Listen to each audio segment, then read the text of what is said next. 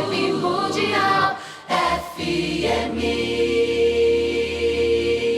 Nunca devemos ampliar a estreiteza da religião ortodoxa. Ele diz que a gente nunca deve ampliar a estreiteza da religião ortodoxa. Ou seja, pegar uma religião, tornar ela tão ampla a ponto de enfiar na cabeça das pessoas, né? A verdade não tem a ver com religião nenhuma.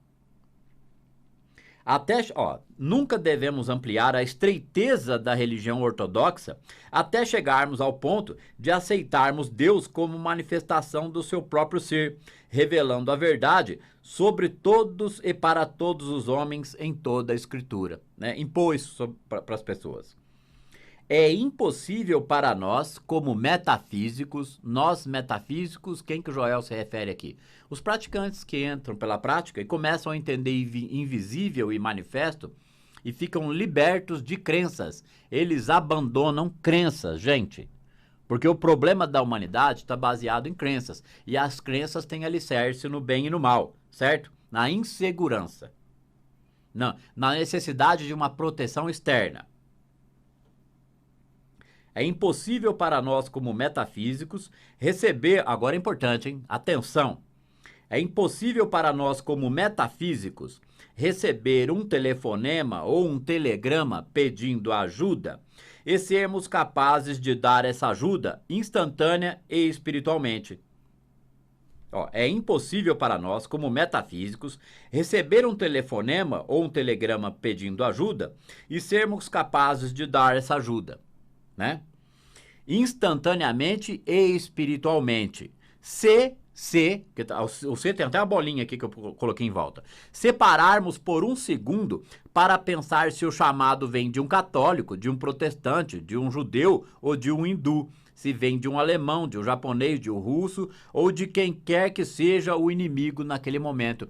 Inimigo é assim, inimigo da verdade, né? Porque são eles que pedem ajuda. Então, um praticante, um metafísico, não pode fazer medida de quem é a pessoa ou qual é a crença dela para prestar ajuda. Porque se o pedido de ajuda chegou a um praticante, ele dá o tratamento imediatamente, certo? A menos que o nosso pensamento responda imediatamente ao fato de que Deus é a única vida, que Deus é tudo que existe no ser individual, e a menos que nosso coração e alma em nosso coração e alma acreditemos realmente nisso. Ou seja, o praticante, quando ele recebe um pedido de ajuda, gente, ele não pensa em Deus e ele não julga o solicitante, tá? Ele está na consciência desta presença a maior parte do seu dia, ok? Podemos fazer alguma cura mental, com um pouco de esforço mental, mas nunca curaremos espiritualmente até que todo pedido por ajuda nos traga um sentimento de amor. Esse sentimento de amor não se manifestará como o amor por uma pessoa, não é um amor humano, é outra coisa. No decorrer dos acontecimentos, nós nunca conheceremos 1/10 daqueles que nos pedem ajuda. Nunca encontraremos 1/10 das pessoas que nos pedem ajuda. Uma vez que atingimos essa consciência espiritual de ser. Então ele entende que ele é um ser e um com todos os seres e principalmente com aqueles que vêm pedir ajuda a ele. Os pedidos virão de todas as partes do mundo e virão através de cartas, telegramas e telefonemas. Porque isso aconteceu com o Joel, certo? E aconteceu com vários praticantes.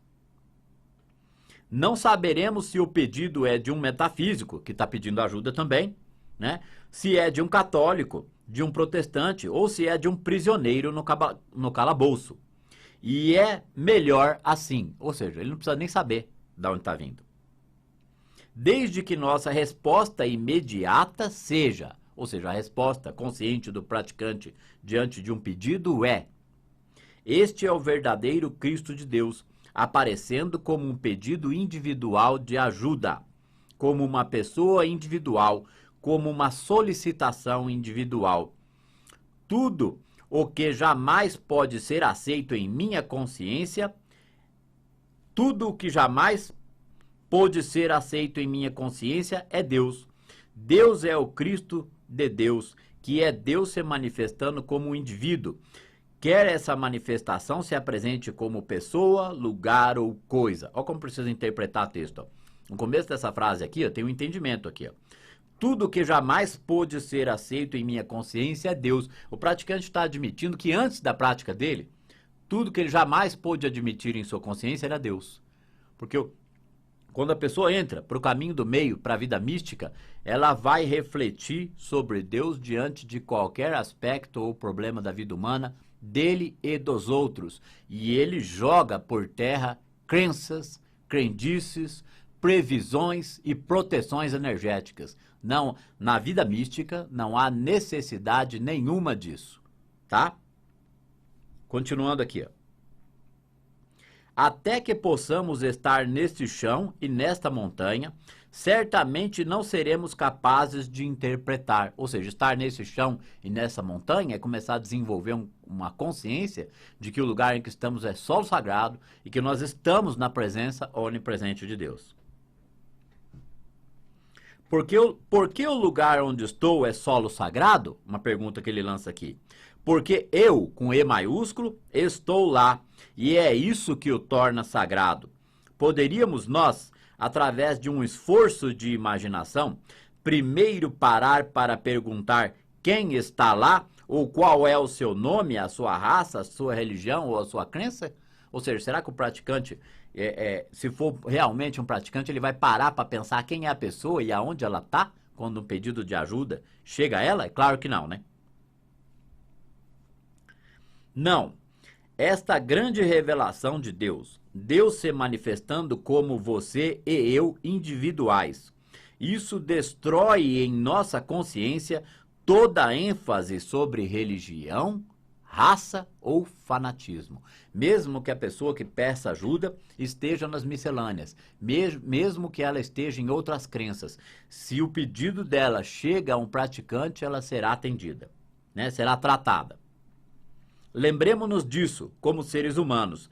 Você e eu não somos mais Israel do que as pessoas que estavam na Galileia. Tem um pouco de poesia aqui, mas eu vou passar batido, tá? Senão não dá tempo de chegar no ponto que eu quero. Só aqueles que em algum ponto chegam à consciência espiritual, à percepção espiritual, é que são Israel. Israel não solo de Israel, lá no Oriente, certo?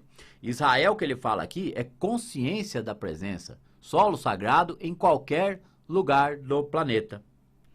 Quando falamos de Melquisedeque, sem mãe, sem pai, falamos de você e de mim. Quem não sabe o que é Melquisedeque é o não nascido. É aquele que começa a compreender o princípio de imortalidade. Então ele vai diminuir os seus temores, né? Se eu sou não nascido humanamente e sou espiritualmente eterno, começa a compreender Melquisedeque. Quando falamos de Melquisedeque, sem mãe, sem pai, falamos de você e de mim. Ao chegarmos ao reconhecimento de nossa verdadeira identidade como filhos de Deus, ou como manifestação de Deus, Ao chegarmos ao reconhecimento de nossa verdadeira identidade, como filhos de Deus ou como manifestação de Deus. Aí começou a se compreender, Melquisedeque. Vamos dar um pitaquinho aqui de manifestação. O que é uma manifestação? É pegar um ectoplasma aqui e produzir um vaso na minha mão? É lógico que não, gente. O mundo físico, que é toda energia formado de átomos, é a manifestação. Portanto, deveria haver muito mais harmonia na vida humana, na saúde física, na saúde psicológica, em nossos negócios, se nós tivéssemos menos crenças e tivéssemos dando muito menos poder ao bem e ao mal, certo? Porque Deus é onipresente, não há mal em Deus. Continuando aqui o texto. Nenhum ser humano poderia ser Melquisedeque, mas só aquele que é maior que Abraão, só aquele que é maior que todo ou qualquer estágio de bondade humana. Aí vocês vão me perguntar, mas Sandro, como que alguém pode ser maior que um estágio de bondade humana? Ué, ele vai aprender a reconhecer que ele por ele mesmo nada pode, que bom é o Pai nele, que humanamente ele não é nem bom nem ruim, e que ninguém é melhor ou pior que ninguém, né? Isso é desenvolvimento de consciência espiritual. Em outras palavras, o Espírito Santo puro. A gente não pode levar essa palavra Espírito Santo puro aqui pro lado da carolice, tá, gente?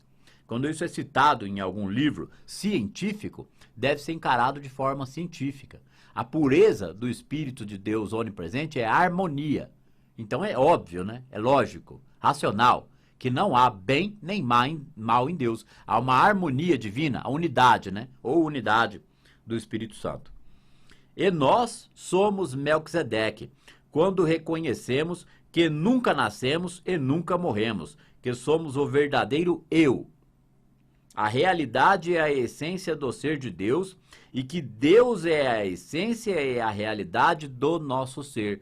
Isso é Melquisedeque, isto é Cristo. Cristo nunca foi sobrenome de Jesus, reforçando o que eu já falei aqui, certo? Cristo é estado de consciência da presença.